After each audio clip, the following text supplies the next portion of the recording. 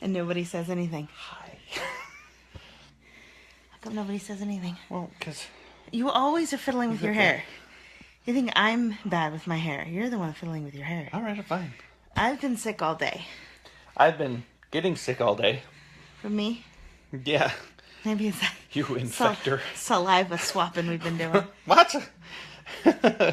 All right. It is that type of... All right. So we are going to talk about sex. This is all you, babe. All of me. Okay. So... I'm gonna sad, Jen. Why is that sad?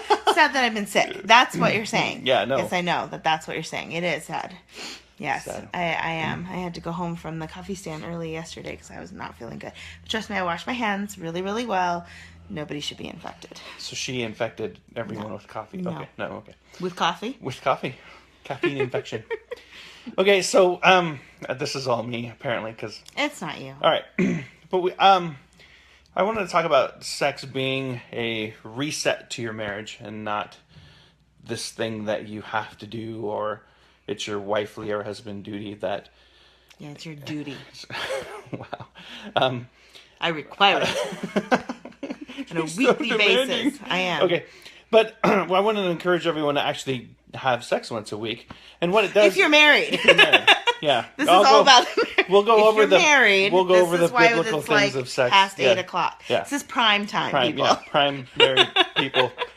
You're all drinking around on your phones anyways.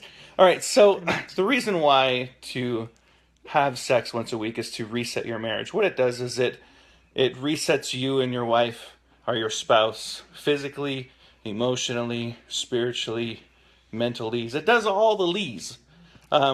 Just once a week. Did you say all the lees? All the lees. Spiritually, emotionally, physically, mentally. All the lees. Physically, all the lees.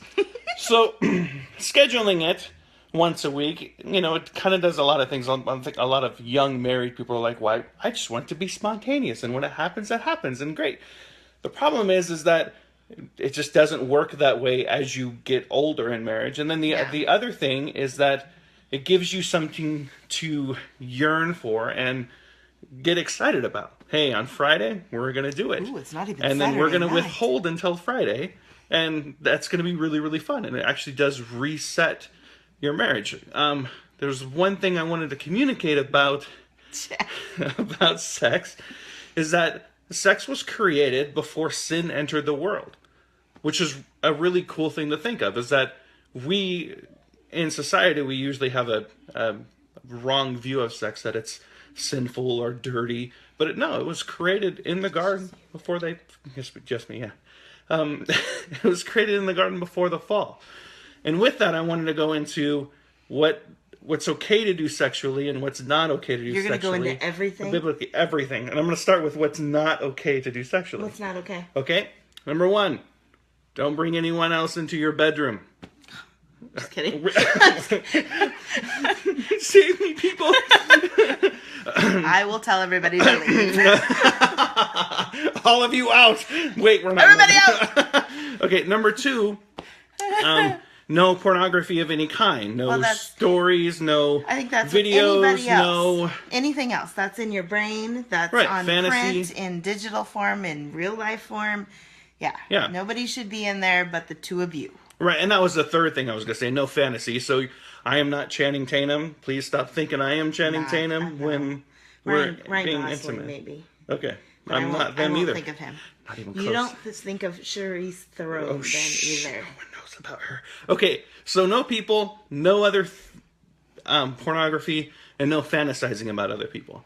And honestly, that's it. Everything else you can do. The sky's the limit. And I kind of thought, when God created Adam and Eve, he didn't say these are the ways that you can have sex. He just said, have fun. And he was there and it was okay. And they were curious and they did a lot of things. And we tend not to think about them as human and going, hey, does that feel good? No. Does that feel good? Yes. So it's just something to think about, and that it is a good, pure, and holy thing to play doctor with your wife. I think the biggest thing is if it is beneficial, if it is not harmful, if it is not destructive in any way, and it is consensual between both of you, yeah, sky's the limit. And enjoy each other, you know. Each other's body's a wonderland. You have this life to Go John discover. Mayer. You have this life to discover each other and have fun with it and enjoy it. And you know, that's what it's there for. God designed this exactly for this. And you know, we're supposed to enjoy each other and figure out new ways to enjoy each other. And you have to find the tool that fits for you. Like we were talking about last week or week before. Go ahead, keep going. Okay, apparently. This may be a little bit longer than our 5 to 7 minutes, but no, where are you going? What are you doing? I got this thing. Oh no. Oh yeah. Okay. What So- was I just saying? Oh, the tool that fit for you. That's what I was saying. And speaking of tools. No, that's not what I mean. I mean like virtual tools. You have to find what works for you. Not everything works for you. If you need, you can schedule like the One Extraordinary Marriage program that we've been listening to, the podcast. They're amazing. They have where you every 3 days on, he initiates, she can't say no. The next 3 days she initiates, he can't say no one of those days. And then they have a day where they can either both of them Of or rest. need of Day rest of or rest. both, whatever. We tried that. That didn't really work for us. So we found something that works for us. If, you know, once a week at least works for you, but it's a tool. Try different things out. Figure out what works for you and what doesn't. Not everything's going to work for you, but it's definitely a reset. It's a connection. It's that emotional connection, and it's a byproduct of emotional intimacy. I mean, we women, we have to connect emotionally in order to be there sexually, and men, they just need to be there sexually. But well, sex isn't I don't mean- intimacy. Sex is the effect of intimacy. Yeah, the byproduct of it. The byproduct of it. So, and you know, if you want to prove that to yourselves, try and have sex for 14 days straight, and you'll know that sex is not intimacy. Sex is sex. So there is that paradigm that you have to remove out of your mind. That intimacy is communication and talking and getting to a level 5 conversation with your wife about how she actually feels about items or your spouse. So this is honestly all about communication, and sex is all about communication. The more you communicate during sex, the better sex is. So I would tend to give you all homework and say, hey, the next time you have sex, have the lights on, have your eyes wide open, and communicate. Touch me here, touch me like that. I don't like it when you do that. Women, give your husband a playbook of what of how you like to be touched. We're clueless, and men do the same thing. Switch it around the next week. Lay naked and have your spouse touch you in places and show them how to do it, because that will bring you closer to intimacy, and it's bonding and nurturing each other, and it's fun to laugh during sex. it is. So Great. we got a Val pack, and in the Val pack we got this. And I'm gonna say toys are not off limits either. So, you know, why aren't Christians using toys in the bedroom? Go have fun. Go pick out a toy together. And I think there's more people. They just don't everyone's talk about just it. really quiet, and we're the only idiots that talk about it. Yeah, pretty okay. much. But you can go to Love Zone or any other love store and buy toys that you guys can play together. That's not something that's Not off limits. pornography. But not pornography. Yeah. Right. Buy Stickman Kama Sutra and use that. But I don't even know if they make Stickman Kama Sutra. There's some pornography in Stickman. You know, when you don't get anything, even Stickman could turn you on sometime. I'm just saying, Stickman may not be a good thing. Stickman. No, but we did have a question tonight about a wife that found pornography of her husband's, and it's really turned her off from her husband, and what to do about that. And that is a tough call when you find that and you don't realize it. And I think it's about communication. Like Tim has always said, you know, communicate about these things. Talk about it, and talk about it with grace and mercy, because we're all human. We all make mistakes. And I love that statement. You know, don't get mad at someone because they sin differently than you do, or they have sinned differently than you do. We all make mistakes. And it's the grace that comes along with that. How are you going to handle that? Are you going to be like, oh my gosh, I just can't even stand you anymore. Just get out of here. I can't believe you do that. Or, you know what? Men are so inundated with sex in today's society. It's absolutely everywhere.